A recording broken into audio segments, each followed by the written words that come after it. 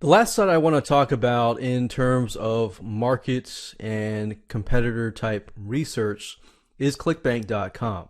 Clickbank.com is basically a marketplace that sells and allows people and sellers to sell digital products. But you can actually get a lot of data in terms of what's selling and what's not at clickbank.com. So if you go here, you are going to need to create an account. But once you create an account, you'll be able to log in, and at the very top, you click on Marketplace, and you'll get this page. Let's say, for example, that we're going to stick with the low cholesterol type keyword. And we're just going to say low cholesterol diet and do a search. And looking through here, we can actually see the specific digital products, and all of these are digital products. Basically what that means is that when somebody buys a product, it's all digital, it's all ebooks, videos, and basically can be delivered through the web. So these are not actually physical products. But it's great because it gives you an idea of if you want to create a digital product, if it's selling or not. So as we can see here, you can see the average sale. This means that they are giving people 50% commissions if you sell it, and you sell it, people buy it through your affiliate link. How much are you getting? The gravity here also is a good determining factor of how many people are buying.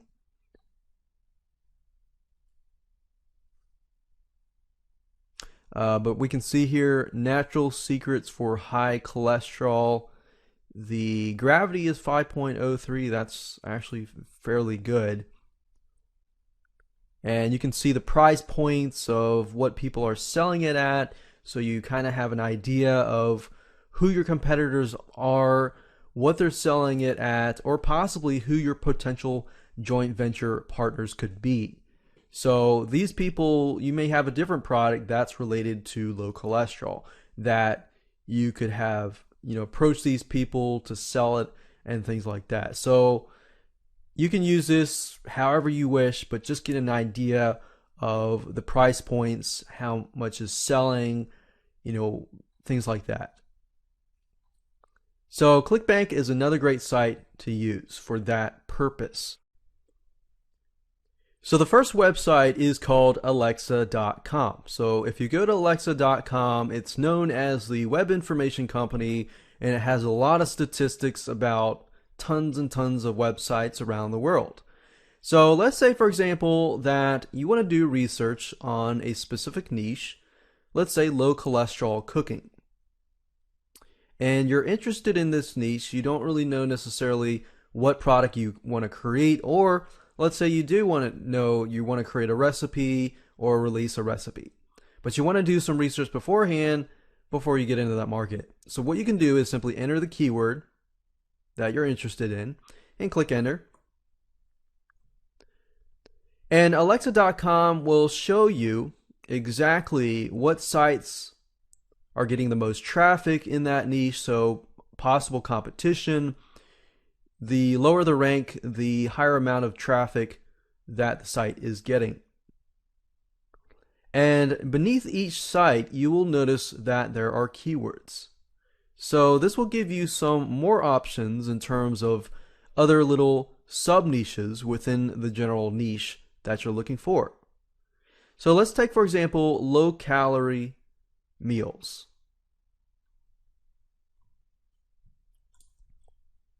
If we click on this keyword, this will tell you exactly the competition, the engagement, and everything like that. So let me explain a little more detail what this means. So it'll give you the top sites for that specific keyword. It will tell you the share of voice, which are basically the percentage of all searches for low-calorie meals that lead to this specific given site. Engagement basically tells you how long a person stays on the website. So if you want to know how loyal and how high of a stick rate these buyers could potentially have, this would be a good measure, not necessarily the only measure, but it would be one of the good variables and variations of measurements that you can use to measure the engagement and interaction that a buyer in the specific niche has with a particular site. So if it's about the same across the board on all these different sites, that's a good measure of the engagement. Now, Alexa also tells you the competition for that specific keyword. It'll tell you if it's low, if it's high, and things like that. So as you can see, low calorie meals seems like the competition is low, which is great. Now, keep in mind that just because there's low competition, it doesn't always mean that the market is something that you want to go into.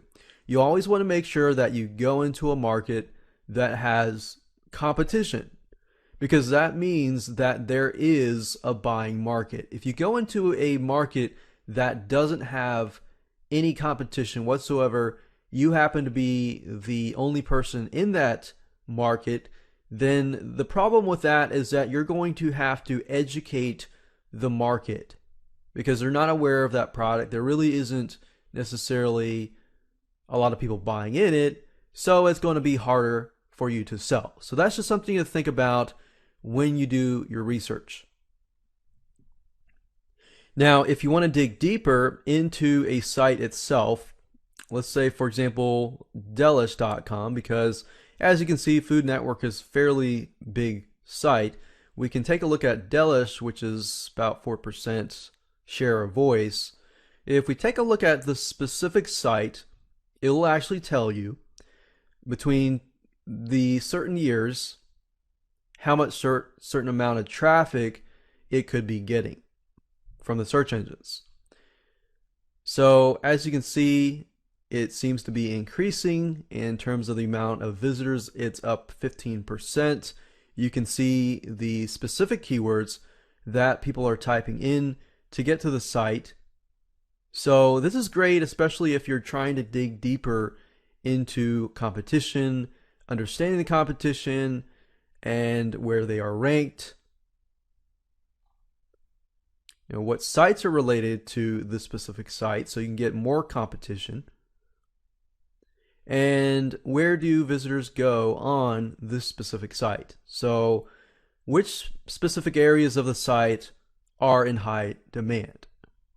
So this will allow you to really dig deeper and really understand also your demographics as well. So you can see here who visits delish.com, so you can understand your demographics, the education level, the browsing location, and the country location. So let's say, for example, you know that the majority of people are within the United States, within a specific area of the United States or Canada or whatever.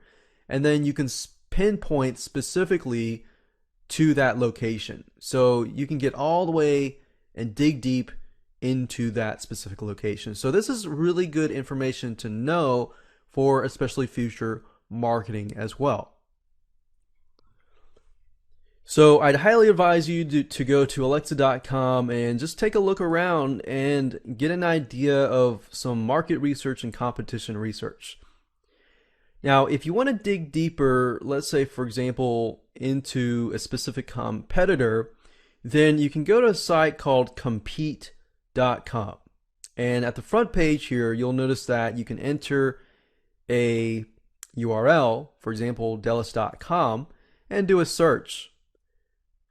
And you can start a free trial to get more information on, audience, age, income, gender, and more demographics basically on your competitors. But as you can see here, you can see a graph of the amount of different visitors that are coming. You can see a decrease, possibly maybe if it's seasonal. If the product is seasonal, then you maybe want to market on a certain time and things like that. So this is good information to know. And you can see the unique visitors, the rank, the competitive rank against all the other websites, and you can find out more information by clicking start your free trial if you want more information and detailed reports about your competitors. So that's another great site to use to dig deeper. And as you can see, just on the free level, you get some basic information. Now, moving right along, let's talk about product research. When it comes time for you to want to create a product, you want to make sure that you create a product that people actually want. So let's say, for example, you're ready, you've done your market competition research, and you know you want to move into this market. Now, there are several free sites that you can use to get customer feedback, to know exactly what the complaints are, what they're looking for, what their desires and needs are, and things like that. So Amazon.com is a great place to go. And we can simply type in low cholesterol. And you'll notice that Amazon, as you type the keyword, it tells you what other keywords are available. For example, we can see low cholesterol cookbook is located in the books Kindle store and books trade in.